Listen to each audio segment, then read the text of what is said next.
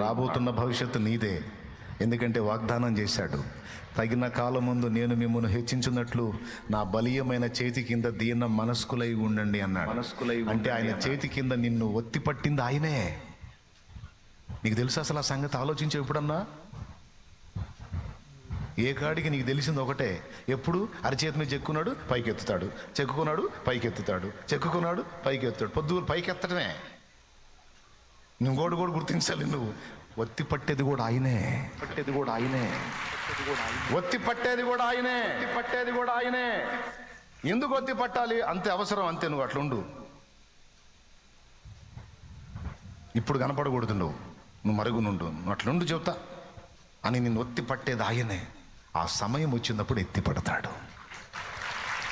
ఎత్తి పట్టే సమయం వచ్చిందాకా నిన్ను ఒత్తి పట్టేది దేవుడే. గుర్తుపెట్టు. నేను చెప్పాలా? పేతురు గారు చెప్పాడు, ఎందుకంటే ఆయనకు అనుభవం. పేతురు రాసిన మొదటి పత్రిక 5వ అధ్యాయం 7వ వచనంలో, 6-7 వచనాల్లో ఆయన చెప్పాడు, ఎందుకంటే అనుభవం. దేవుడు తగిన కాలం ముందు మిమ్మల్ని హెచ్చించున్నట్లు ఆయన బలిష్టమైన చేతి క్రింద దీన మనస్కులై ఉండుడి. చేతి కింద